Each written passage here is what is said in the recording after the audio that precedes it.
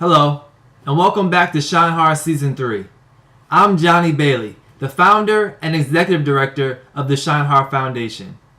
For the past 3 years, we've been locating talented millennials of color from a variety of industries to tell their story.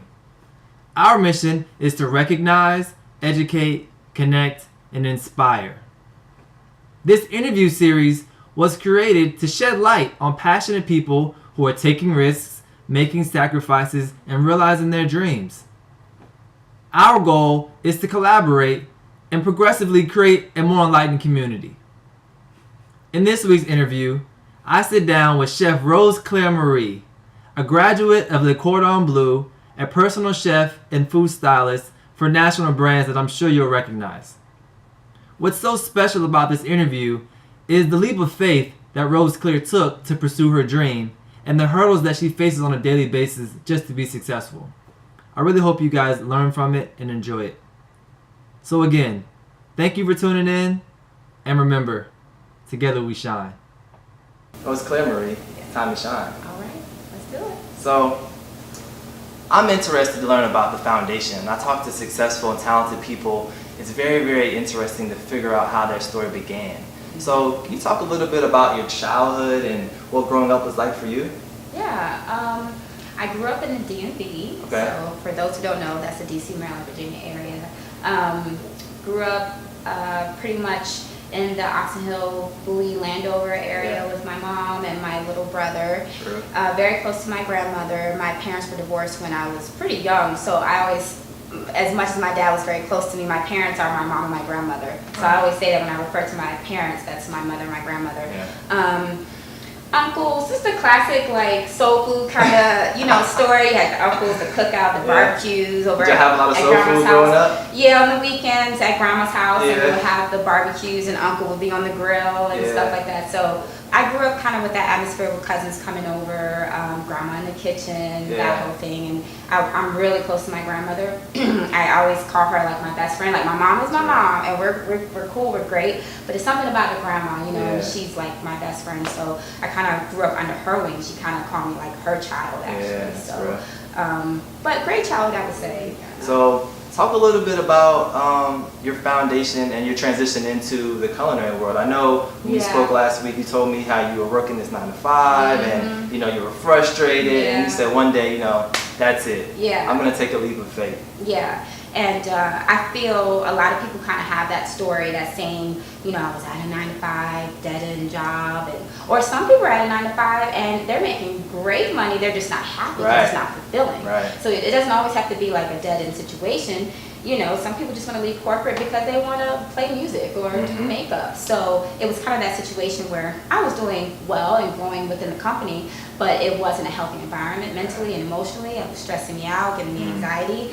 And so you're getting anxiety right now? Yeah, see, I'm like, oh, that. And like I said, it was cool, but I wasn't happy. I wasn't fulfilled. I wasn't feeling artistic and free. I would always go home and watch Food Network and Cooking Channel, and I would cook awesome stuff for myself on the fly, just whatever.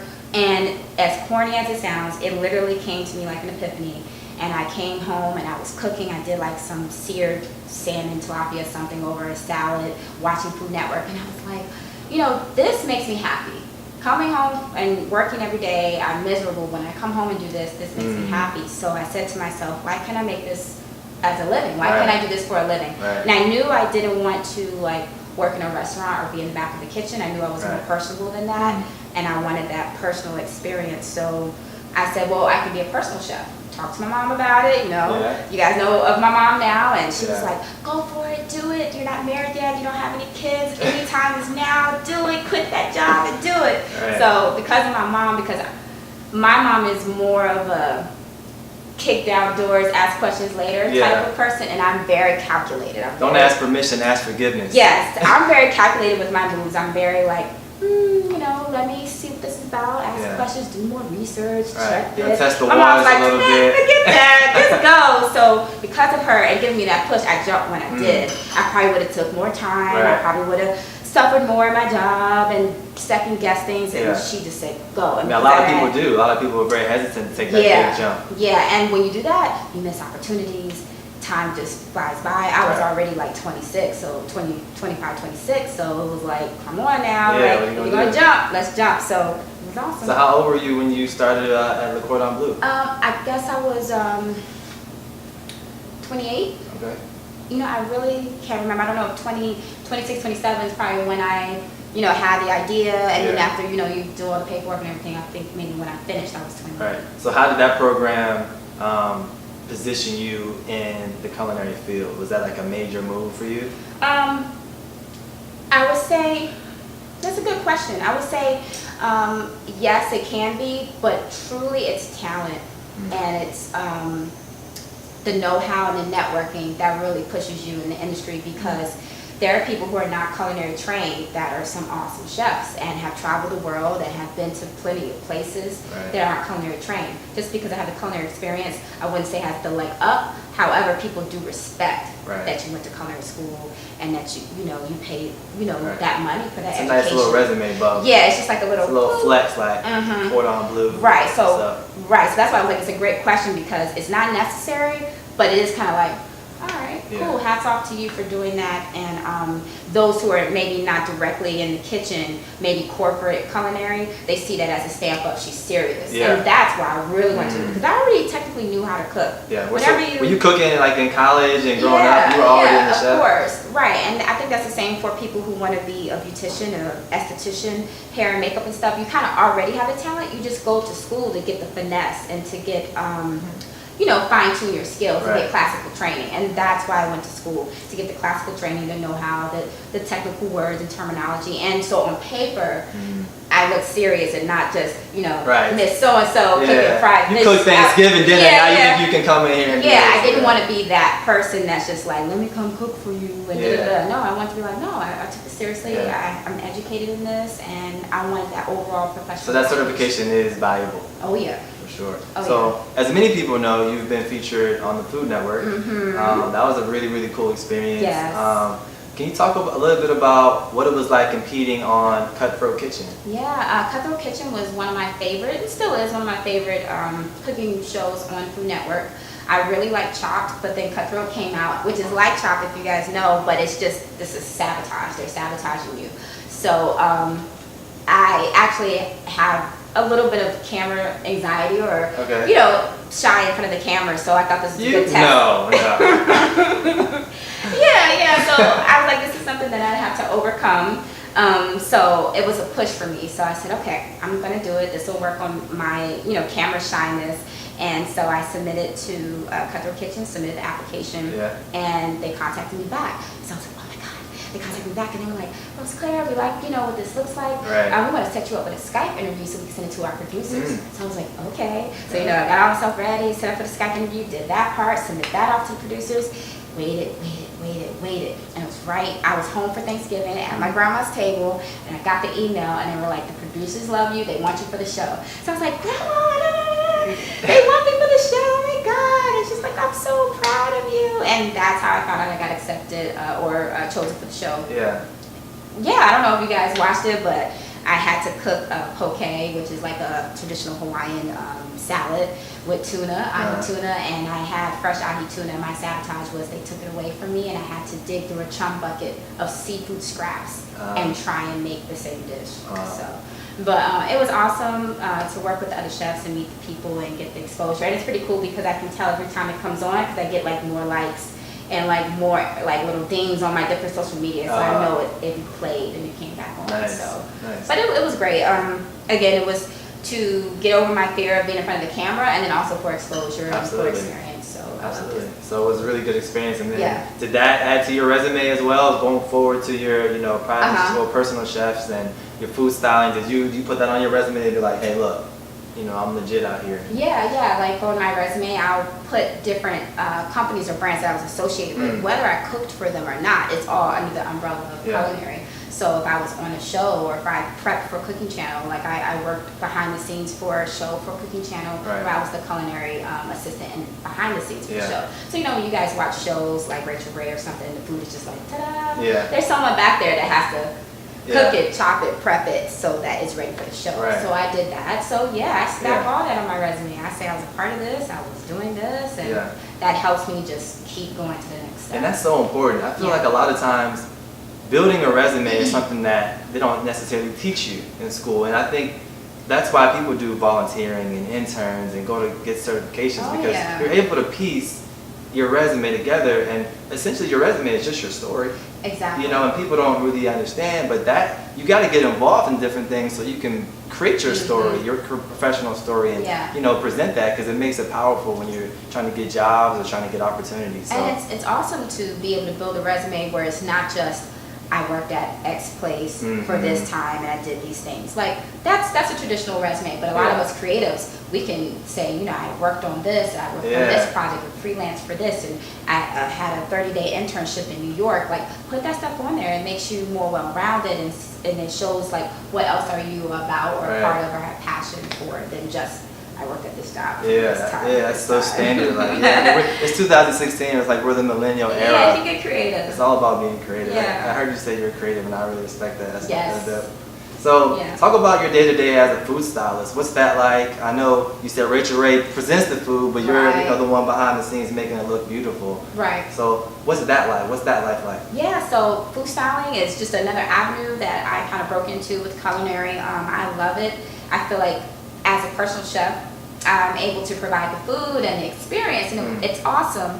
But I felt like it still left me a little unfulfilled because I felt like there's no body of work. And I think that's where the artist in me comes into play. Because culinary arts, it is an art, but when people are just consuming it, if you don't snap a picture of it, it never happens. It never happens. And that's a lot of work that we put in for it to just simply be digested, right? So when I thought of food photography and food styling, and I knew about it even in culinary school, I said, you know, I think this is a route I want to take as a freelance world, still chef, but do this so I can have that sense of like, I have a body of work, I have a portfolio, and I like that essence or feeling of, you can say, hey, I was a part of that, or you see that commercial, I did that, or this built, like I like that feeling of a body of work. So that's what food styling gives for me that straight cooking doesn't do. And so a day-to-day life, when I'm, first of all, it's a freelance type of world. It's not an everyday thing. But when you work on it, it's pretty awesome. You have a client. It's just like a photo shoot when you have a regular model. You have, the food is the model, and I'm the stylist. So you have to get the food looking cute and pretty and shiny, and the prettiest green leaves and the prettiest red tomato. And if anyone who's OCD, this would be a great field for you because you have to be so particular. You have to get maybe 20 pounds of something to find that one perfect, you know, ingredient. Doubles, just in case the stand-in doesn't look good. You know, you have to replace it with the what we call the hero is the actual star of the shoot. So it's very planned out. It has a storyboard. They know what shots and angles they want from overhead to tight. So what techniques do you use? I know I saw you on Instagram with your camera. Oh yeah. So have you learned photography? What did you have to learn to be a really great stylist? That's a good question. I did intern in New York at a company called Seafood Media, which was awesome. And I was like the studio like assistant, like whatever they needed. So I absorbed a lot there, and then I also went to a couple of courses while I was there. It's a lot, so to just sum it down. Give me the three, like. As far as like techniques. Basically, you're going to have a certain set of tools that you're going to use. You're going to have your brushes and your tweezers. That's to tweak and move things. There's certain ways that you will loosen your sauces or thicken your sauces. You're doing surgery. Manipulate it. Yeah. It's a lot. You can darken things, lighten things. We have heaters that heat and melt down the cheese to make it, you know, look melty, toast it up. I mean, there's so many tools. I mean, you can have a whole crate full of tools, even things you would use around your house that end up being a styling tool.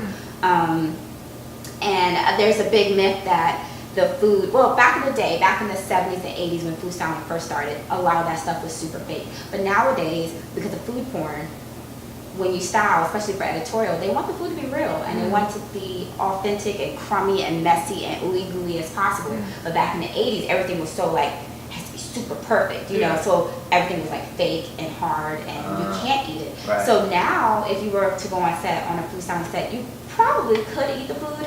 You probably wouldn't because of the conditions. It would be sitting under lights for a long time. It might have been sprayed with a couple of things, but meaning like it's different now. Like it's more loose, it's more fun.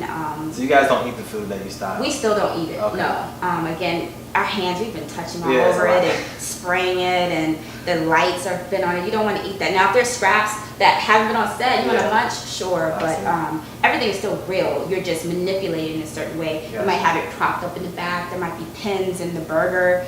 And what I try and remind people, food styling is so cool because any image that you've seen of food, someone has styled it.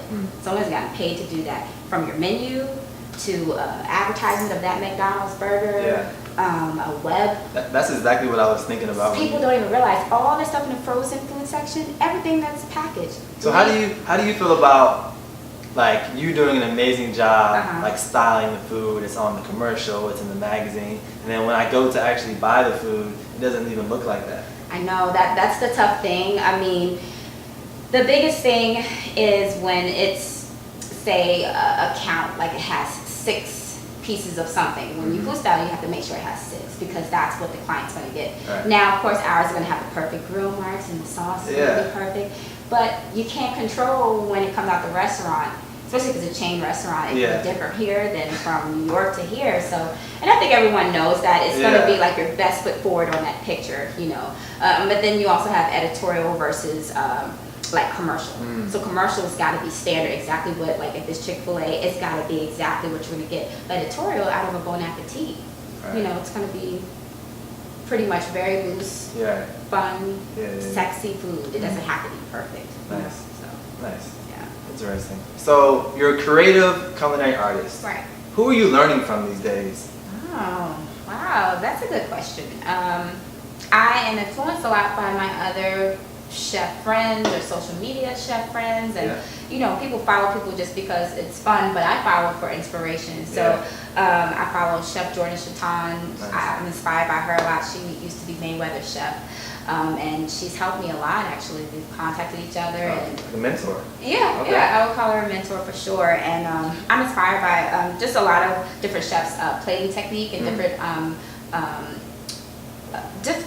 produce and things that they use in different ways that they may put it together that I may never have thought before. So I use their social media as like inspiration on different things I want to try. I've subscribed to different magazines just to get inspired a lot with the seasons, with different seasonal foods as far as on the chef side. I guess on the food styling side, I'm still growing there.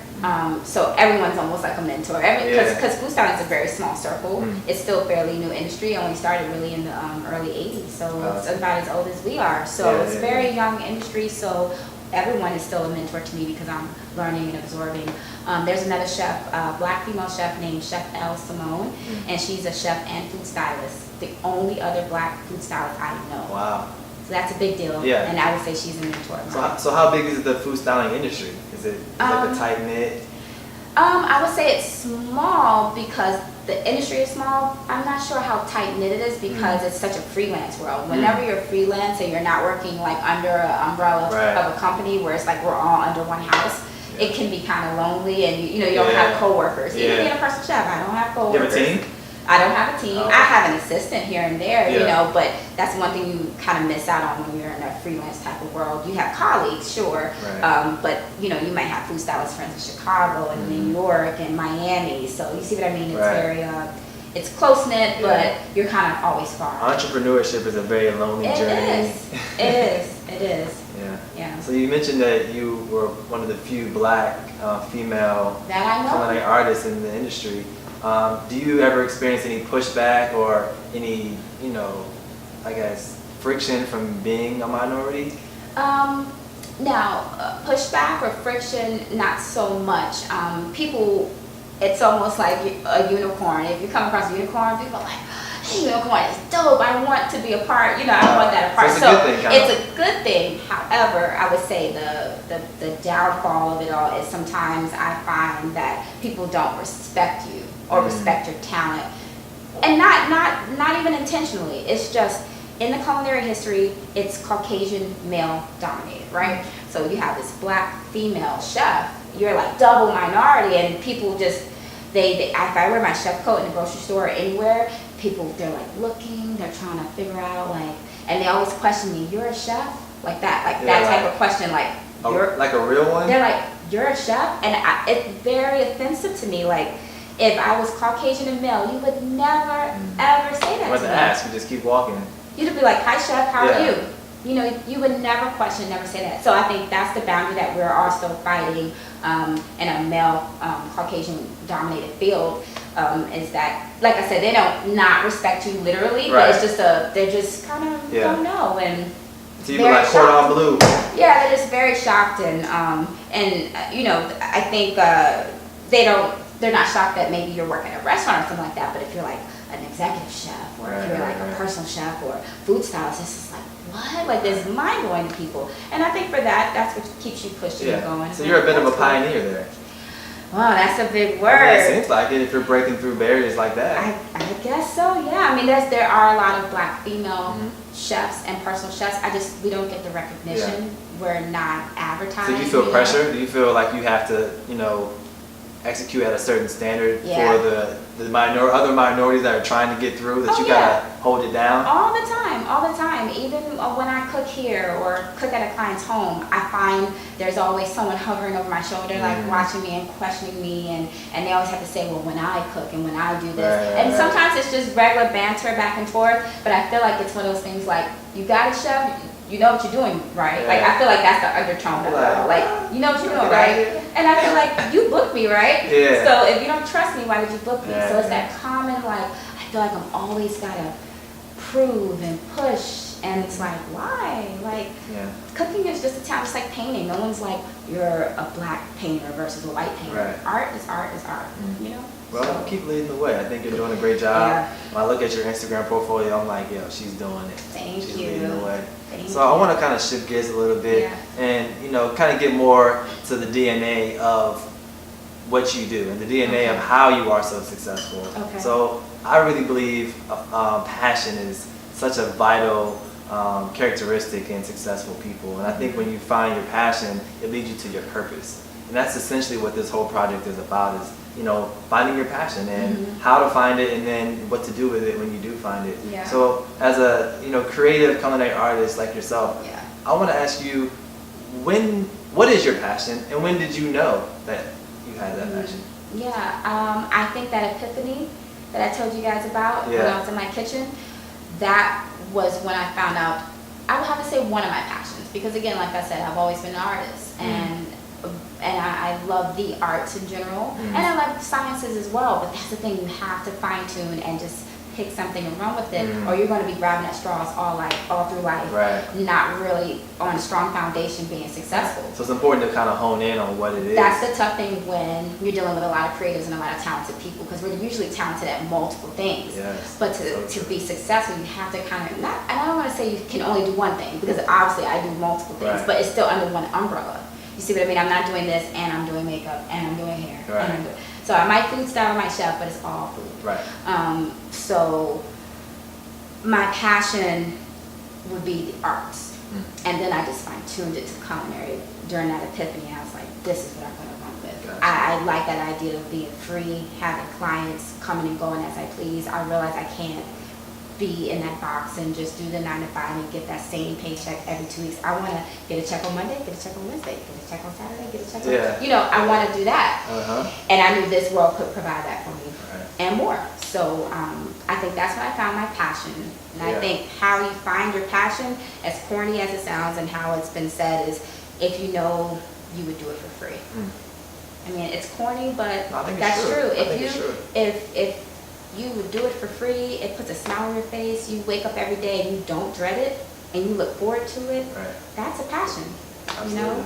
And sometimes that can bite you in the butt as far as an entrepreneur, because you would do it for free, you find yourself getting discounts too much, because you're like, don't worry about it. You're like, wait a minute, I gotta make a living, you know? You gotta value your work at some point. So you can grow. But no, I agree. I think a great way to find your passion is trial and error. And it's kind of crazy because so many of us are forced to choose our focus at the age of like 17, 18, 19. Where you don't even know yourself really. Exactly. So it's so hard for people to find their passion at that age, but we're kind of like forced to decide and make that lifelong decision at such a young place. At such a young age. And you know how a lot of people freshman year would go undecided. We kind of laughed at it back then Yeah, because right. everyone was like, I'm an engineer, I'm this, I'm that, and like I'm undecided. And we would look You're at like, them oh, and you don't like, know what you're doing. right? We would look at them like, you don't know. Now where I am now, if I had children, I would totally tell them, go undecided as long as you can. Don't, think about it.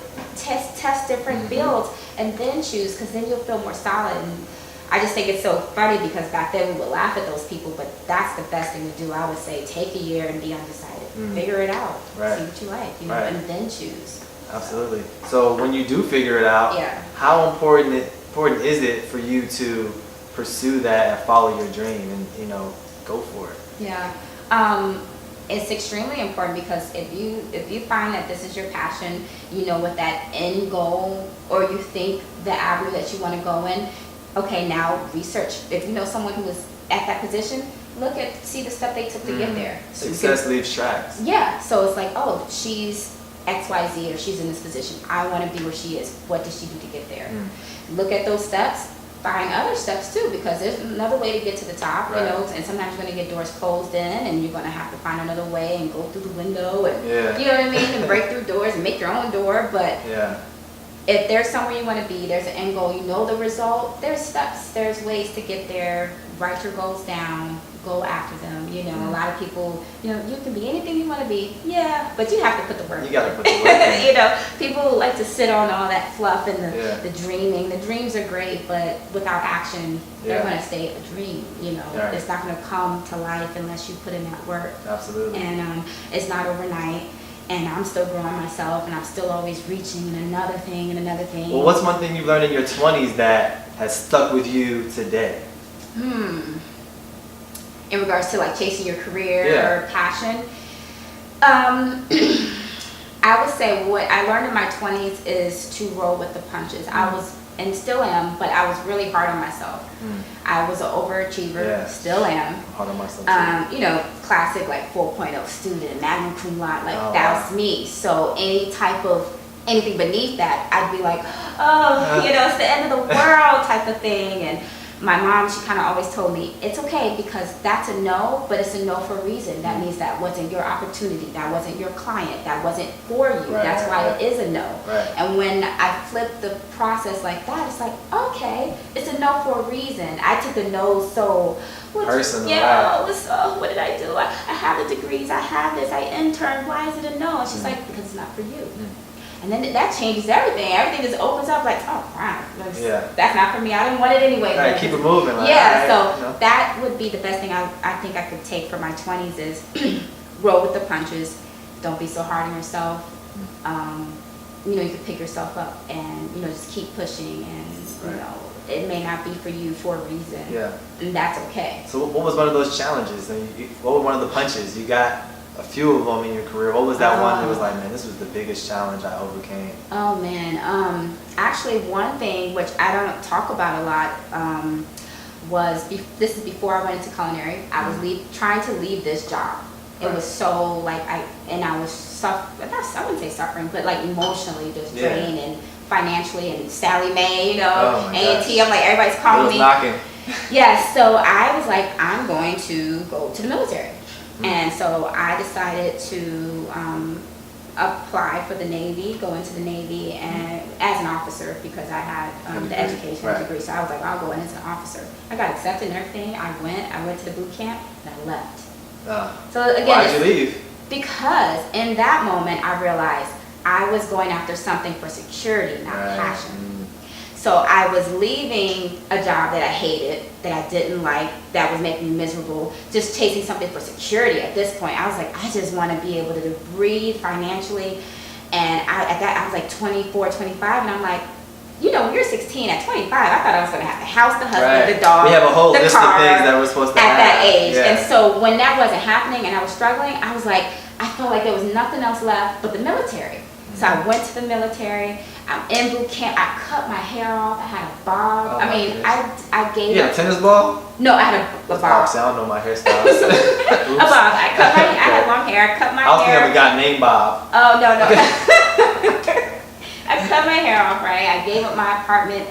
Left my car with my aunt. Like classic, and I was like, it was like surrendering. And so I left because that wasn't a passion. I didn't want to go to the military. Yeah. I just felt like I had nothing else. What could I do? I was like, I did everything right. I went to college. I made the good grades. I interned. I did all of this, and still wasn't at this, what your parents told you it was going to be like. And it wasn't like that. So I was like, well, military's got to be it. And then I'm there, and I'm at boot camp, waking up at 4 o'clock in the morning, getting yelled at. And that the process is mental and physical. And that it wasn't so much that was hard. It was that I'm doing all this for something that I don't love. And I feel like that's not right, because there are people that want to serve, and there's people that want to be in the military, and they have a passion for it. And I felt like I was taking a spot that wasn't genuinely. It wasn't for you. It wasn't for me. I was taking a spot because I needed security and financial freedom. But I'm like, I can get that somewhere else. I need to go home, regroup, get my life together, and think about because you can have financial freedom and it can still be a passion. And the military wasn't, I wasn't a military brat. I wasn't like, this is what I always wanted to do. I went for like, help me please, And so I would say that's a story I don't talk about a lot, because it was really personal, and that's a big decision. And I got accepted. So when you came out of the military, how did you bounce back? How did you feel? What? I felt, of course, like I let people down. I have people in my family who are in the military, retired military, so they were so proud of me. I mean, being an officer in the military is like awesome. Yeah, it's prestigious. To be selected, and so to them it was just like, oh my gosh, But my mom and those even closer was like, it's okay, because again, I'm hard on myself, and I'm like, I'm letting people down. They're like, but it's not about people, it's about you. It's about what you want to do, Rosecleer. What do you want to do? I was just thinking I had to get the degree, get the job. Get the degree, get the job. And that's the thing about when you mentioned like do what you would do for free.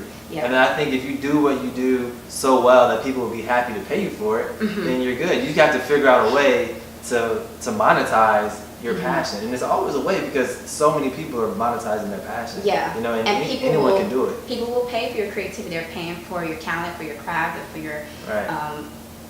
for your mindset of this is your talent, your this vision. is what you do, and they'll pay for it. And I think that's the funny thing I'm realizing now. People back then would say you're going to be a struggling artist, and yes, we struggle in the beginning. But when you make it, or whatever your make it level is in your industry, when you make it, the reward, the benefit comes, and you will be successful, and you will feel it, all that work. Absolutely. But it's tough in the beginning. Yeah, it is. It's very, very tough. And so with that being said, the struggles and the commitment and the sacrifice, what really inspires you to succeed? I think what inspires me to succeed is kind of my own battle with Rosecleer, because no one is hard. Tip versus T.I., what is going on here? No one is as hard on me as I am myself, and the things I want to achieve are big, and the goals I have are big, and I know that takes a lot to get there. The basic stuff that everybody wants, financial freedom, get out of debt, those are all things that we all want. Sure. So, but those are still big factors as to why I keep pushing to get myself on a certain level. But I just continue to push myself. No one, like my mom, it doesn't matter. Parents are always supportive usually. So what would you say are the 3 major attributes that make up Rosecleer Marie? What are the things that you bring to the table? Oh man, okay, Rosecleer Marie. Okay, I bring passion, of course, about what I do. People say that obviously a lot. They're like, you really like doing this, I feel the energy. Yeah, and you really like this, and to the point where they're like, Rose, don't worry about that. I'm like, it doesn't matter. I want it this way. I'm passionate about all the way down to, the garnish on the ingredient and how it's served. And I'm like, make sure you heat it up, or it's got to be at a certain temperature. They're like, I'll eat it cold. Like, just stuff like that. I'm like, no, don't eat it cold, So it's the passion. I get a lot that I am very down to earth and humble. And a lot of people like that because I think, again, with my branding and my packaging, if you see me virtually, I guess I can come off a little... Hollywood? Yeah, like a little, unapproachable. Okay. Like, you know what I mean? As far as, but as soon as people meet me, they're like, oh, I don't get that from you, though. But I can see maybe... But, I've had experiences. I mean, I was working at Sobe Wine Festival in Miami, and they were like, Rose, you're so cool and down to earth, like you're like the homegirl. Yeah. Where when they saw my stuff, you know, New York and Food Network. yeah, so they thought I was gonna be like this pretentious, like don't want to get her hands dirty, like that type of chef. So I get that a lot. That like I'm funny. People don't realize how funny I can be. They're like, you're funny and down to earth and more humble than we thought. Right. And I guess the third thing,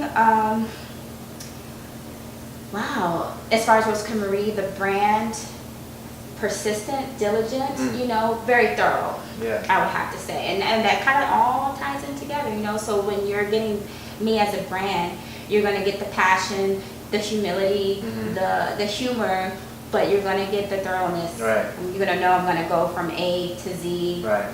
Comb through. Right. You're gonna get exactly what you want. Because food is a people business, right? Yes. Yeah. Yeah. No, there's a lot of personal chefs who are not personable. How does that work out? That's a big thing, you know. Like Chef Ramsay, like Gordon Ramsay, he's not very personable. But he's like a great chef. So how does that work out? But a lot of that is for television. Oh, okay. I heard Chef Ramsay is very nice. He's such a nice guy. He's like a big teddy bear behind the scenes. And I heard Alton Brown is very nice as well. Really? People put on persona, and it's television, you know. So being the jerk chef, that's good for television, you know. So you got to keep that up. But he's had other cooking shows where he's like calm and cool and nice. So yeah. But the personal chef role is very personable and very intimate. So you gotta be a people person, you know, or at least know how to turn it on. Right. So it kind of reminds me when we talk about social media of all the things that are going on in the news, going on with our generation and our young people. I think we're very susceptible to, you know, the propaganda and things that are presented to us through social media and the news and television. I guess I want to ask you. You're very passionate and intelligent. What would you say frustrates you the most about today's culture? Wow. Today's culture, the biggest thing that I would say that I've noticed is that it seems like everything is like a quick fix of right now. Like we're probably the last generation where we knew, no, it takes time. Like you have to go to school or you have to. It takes time to get on the internet. You have to dial up. AOL. Like, you can't just log on. And that's also why they're growing up so fast. They're doing everything a lot faster than we are. They have cell phones at 8 years old. Right. So when they're 16 and 17, they're really like 25. You know, the girls wearing the extensions and all this makeup. You've seen the prom pictures. Yeah, it's crazy. But all of that is from social media, and I love the Kardashians, but that whole Kardashian-esque of like the glam and the overly sexed everything, and of course we're gonna blame everything on the music, but because of all that, everything is just like, now I need everything now. I need to get rich quick. Everything's too accelerated. Yeah. It's like microwave. Right? Yeah, and even if we just tied into culinary, and I'll just make an example of it. But I've had people reach out to me to intern or shadow me and things like that. But it's like just so they can quickly just turn around and just be a chef on their own, and then they start chefing or things like that. And it's like this takes time. You know, you have to really hone your craft and practice, and you know, and I don't say you have to go to school, but everything is just like real quick right now. What can I do? What can I learn from you? What can I take from you? And I want to say an opportunist way, but that's what it feels like. Everything's just like, how can I get over? Yeah. That's how I feel for the generation right now. It's just, even my brother is like 25, and I feel it's the same thing. Like, no, dude, it doesn't happen overnight. So, what can I do? What can I, you know, all these MLM,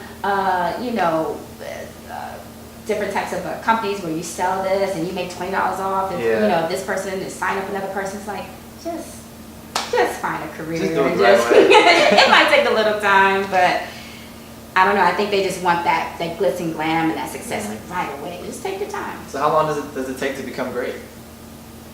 That just depends on you and opportunity. There's no 2 years, 3 years, 4 years. Who knows? You could be great in a year. You could be great in 15 years. Yeah. You know, that's like a child prodigy. They're great. That's why they're a child prodigy. Yeah. You know, so it didn't take them 30 years to master the piano. You know, so I think that just depends on your talent and opportunity, probably. So. Interesting. Yeah. So, what advice would you give to young people? We have so many viewers who are college students, high school, or just young professionals, fresh graduates, that they really want to know how to break through into their industry or to a new industry. for you, it's been culinary. Right. You know, you were a little bit later on Yeah. in your career per se. I mean, 20 years Yeah. not that old, Yeah. but you figured it out. And I want to know what type of work ethic or degrees or organizations do you need in order to be successful in the culinary industry, and what's the mindset look like? What's the advice you have for these young people trying to get through? Yeah. Well, in culinary, because there are so many facets, I was kind of telling you guys a little bit earlier, I mean, depending on which road you want to go, that will determine on what type of network, what type of degree, what type of connections you would make. So, like, I also have my yacht certification so that I can chef on yachts. Oh. Yeah. So can you drive the yacht though? No, I can't drive the yacht, but I have the certification just to prove that I can like swim Right. and I can. You're not the captain now. Not the captain. Okay. Not the captain now.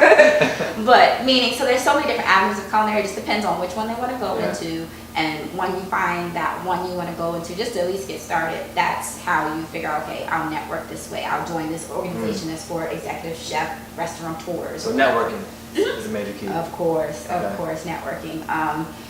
Especially in I would say freelance type of world, because one chef, she may not be able to do a gig, and if she knows you, she can be like, Rose, hey, I'm not available, but I have this client. People call me all the time, and I give away stuff all the time. So, but if we didn't know each other, we didn't network, that stuff, we would miss that. Right. So that's again shows how it's more than just that education on that paper. Right. Because the Cordon Bleu's not giving me any opportunity, but Chef so-and-so is. You know what I mean? So that's very important. So whichever avenue they're choosing, they just have to remember you get the education, but you really have to meet people, network, join organizations as well. What are the organizations to join? There's the ACF, and there's a Personal Chef Association. There's a Women Chef and Restaurateur Association that I want to join. It's just for women who are in all different facets of culinary. Okay. And they have workshops and meet every year as well, and I want to join that myself. Nice. Yeah. And then there's also local like dinner clubs and stuff like that you can join, where maybe you can be a rotating chef and cook for people. So there's all different types of smaller. So would that be a personal chef or a private chef, or does it? What's the difference? Well, private chef is you have a sole client, one client. You usually live in the household or maybe off the premises, but you cater to your client and their family. Gotcha. That's an awesome position. But that's your only client, so private chef. So personal chef, you may have a client on Monday and then a different one on Tuesday, a different one on Wednesday. So Gotcha. a little more freedom. It just depends on what you want to do. Right. I would say a private chef is better for people who don't have a family of their own.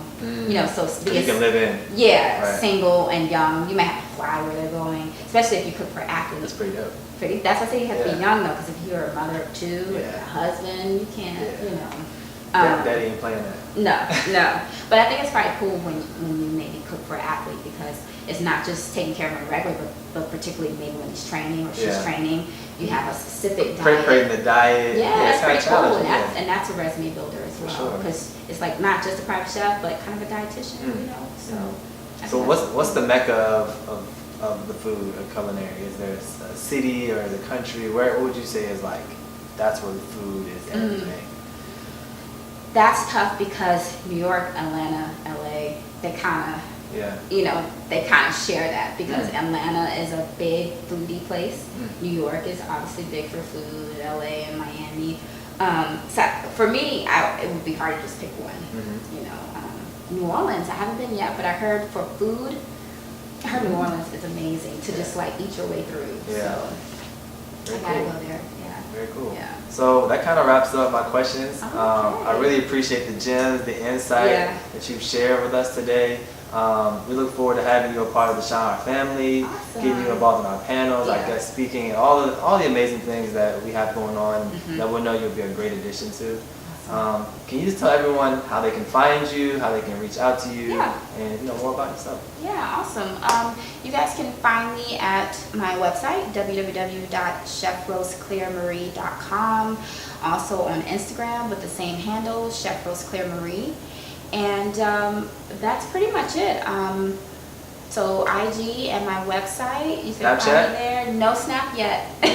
Maybe eventually, no Snap now. But you can find me on those two platforms. Very cool. Yeah. So you guys can find us on ShineHardFamily.com, ShineHard Family on Instagram. I'm JB's Food for Thought. We'll see you guys next week. Keep following your dreams, follow your passion, and yeah, stay up. See you guys next week.